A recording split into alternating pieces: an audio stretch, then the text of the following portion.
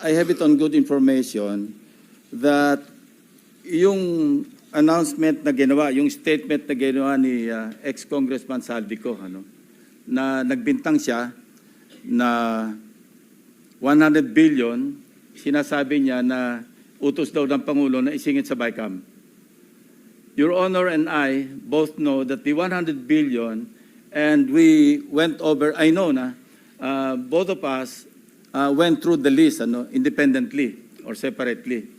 And you and I agree na totoo yung listahan ng 100 billion pesos. Talaga nasingit sa BICAM. But yung sinasabi ni Saldico on social media as posted, na nag-deliver siya ng 25 billion representing the 25% commission di umano para kay Presidente, that I will attest na hindi totoo. Yun talaga absolutely untrue or false. Untrue or completely false. Why? Because, last Sunday, I received a call from the camp of former Undersecretary Roberto Bernardo. Ang sinasabi niya, noong nakita niya si Saldico sa social media na nagsasabing merong 100 billion na di umano inutos ng Pangulo na isingit sa BICAM, napag-alaman ko from Undersecretary Bernardo na may mga tao sa Malacanang, not the President, not authorized by the President, who misrepresented him. I will name some of them. Undersecretary Adrian Bersamin. He name-dropped the President, making Saldico believe na utos ng Pangulo na ipasok sa BICAM yung insertions na 100 billion. Now, Yusek Traigib Olaybar.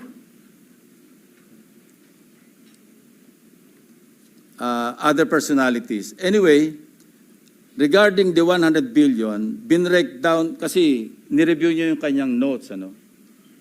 This is all related even to the appointment of Secretary Recto to be the Executive Secretary. As he is now the acting, I guess acting kasi hindi naman pwede magbigay ng ad interim appointment because Congress is not in recess, di ba? So, okay. Anyway, ang sabi niya sa akin, hindi po totoo yan, Mr. Senator. Kasi ang breakdown ng 100 billion, 81 billion, yun yung na-assign sa DPWH. Yung 29 billion, other agencies. Hindi niya alam. Out of the 81 billion or out of the 100 billion, yung sa 81 billion, 52 billion, siya ang personal na nag-handle. Ako po nag-handle nun. Nasa notes niya, ito yung kanyang table, binigay niya ako ng kopya. 51.01, I think almost 52 billion. Anyway, so 52 billion, yun yung personal hinandle niya. And talagang sabi niya, naghatid ako ng pera as kickback. But not to the President, but to Yusek Olaybar. And sabi niya, ang pagkaalam niya, kasama si Yusek Adrian Bersamin. 8 billion pesos, Mr. President, in at least 10 deliveries. The modus that yung arrangement nila is, may tigisa silang armor van. May armor van si Yusek Olaybar, may armor van siya, magpapark sa basement ng Diamond Hotel, darating yung van driven by Olaybar, and possibly, sabi niya, hindi sa sigurado, and possibly, along with Adrian Bersamin. Bakante yung armor van, ipapark, idadrive yung isang van na puno ng pera. Ranging from 800 million hanggang 2 billion. Umabot ng 2 billion only because sometime in March, yung kanyang date na sinasabi from, I think, March hanggang April, yung delivery. Very good nga raw siya, sabi ni Yusek Olaybar, kasi nakakapag-deliver. Ang biggest kasi naipon, because March 11, natatandaan niya, inaapuran niya na si Undersecretary Olaybar, nakunin na kasi napupuno na at saka matagal na nakapark. Ang sabi niya, sabi ni Olaybar sa kanya, wag muna kasi magulo ngayon dahil inaaresto si dating Pangulong Duterte. So naipon yung laman ng van, sabi niya, mga 2 billion pesos. That was the single largest or biggest delivery that he made to Olaybar. Kung saan napunta, hindi natin alam. But personally, he knows or he knew that, kasi personal nagpapalit sila, no? Amounting to 8 billion pesos. 1 billion, he delivered to Secretary Bonoan. So that's 9 billion. Yung 8 billion was representative of 16% of the 81 billion or 82 billion. Ang usapan daw nila initially was 15%, Mr. President. Tumawad pa raw ng 1% si Olaybar, pero suspecha niya, natatawa raw siya dahil para sa sarili na lang ni Olaybar yung additional 1%.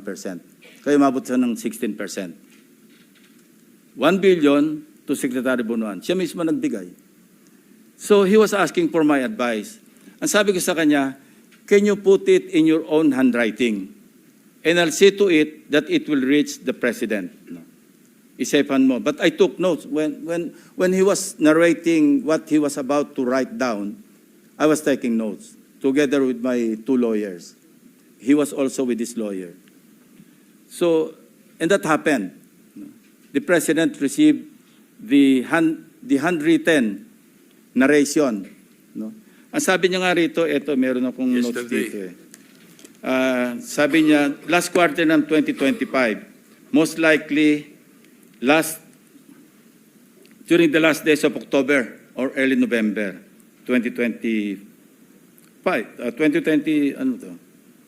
last quarter, USEC Trigib requested for list of projects. Siya nagpe-prepare Of course, along with USEC Cabral, kasi si Undersecretary Cabral naman ang tinatas ni Secretary Bonoan na mag-prepare ng listahan. Ito nga yung awkward, Mr. President, and we want to correct this.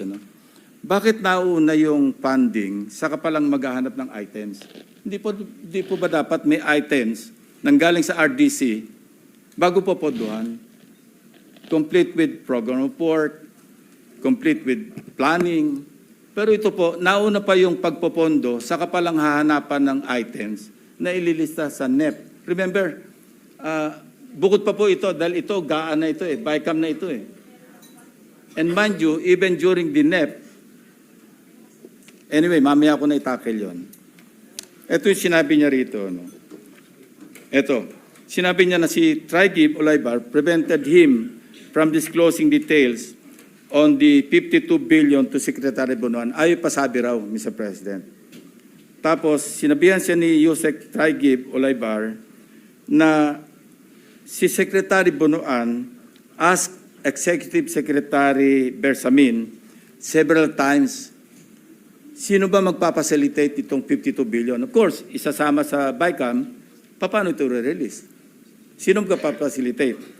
Ang sagot ni ES Bersamin sa kanya, we will take care of it. Sila na raw ang bahala kung paano ayusin yung 52 billion. Now, I'm not defending the President, Mr. President, but in fairness to him, yung list of projects, yung 100 billion, initially naka-FLR lahat yun Pinapatrack ko ngayon sa aking staff kung ilan yung na-release out of the items on FLR or PISARO for issuance of SARO. Hindi pa namin alam. But initially, kasama sa nabito do sa 194 billion ng ating Pangulo, 1.15 billion pesos worth of projects. Andito yung listahan ng projects. Nilista rin nakita ng mga staff ko ito, pero may listahan din si Bernardo nito. Kung alam ni Pangulo at siya nag-utos na mag-insert ng 100 billion sa GAA, sa BICAM, bakit niya ibibito? Yan din ang observation ni Your Honor, di ba? Sabi niyo rin, because you also examined. While you were examining respecting the 2025 GAA, we were also busy inspecting. No, hindi naman tayo po nag-coordinate, but our findings are practically the same. Di ba? It's the same, Mr. President. The same. Yeah, ito yung tatlong items na nabito. Saldico list bitoed items. GAA, Volume 1C, page 849. Construction of cruise port and facilities package, Puerto Princesa City, 250 million. 800, page 822. Construction of multipurpose building, Government Center, Barangay Gadani, Tayum, Abra.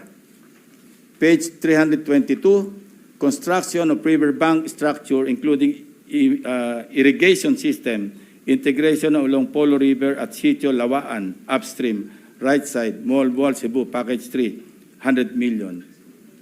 Total, 1.15. Kung yung gusto kasi ng iba, paniwalaan natin na sa Pangulo ang nag-utos mag-insert. But it doesn't make sense to me, Mr. President. That's why I'm trying to explain this to our colleagues and to the members of the DBCC family para maliwanagan naman natin, and in the presence of the media, maliwanagan naman natin na hindi kasama ang Pangulo kasi yan, common sense. Siya nag-utos, ibibito niya. Siya nag-utos, i-EFLR niya. Interjection, Your Honor. Yes, sir. Just for clarity, the handwritten letter was given to the President yesterday. As I think Monday, Mr. President. Yesterday. And At 2 p.m. And thereafter, he asked There for were the- resignations. he asked for the resignation. In this case, Mr. President, Cortes' resignation is a euphemism for firing. Yeah. All right, thank you. You know, Mr. President, the President is a very kind-hearted person. You know, I would have suggested to the person who brought to the President or delivered to the President the handwritten narration of Mr. Bernardo. I would have suggested na tanggalin niya and then order an investigation. Otherwise, how can you insulate the President kung courtesy resignation? But that's water under the bridge because it did not happen, Mr. President. And I will still strongly suggest that an investigation is in order.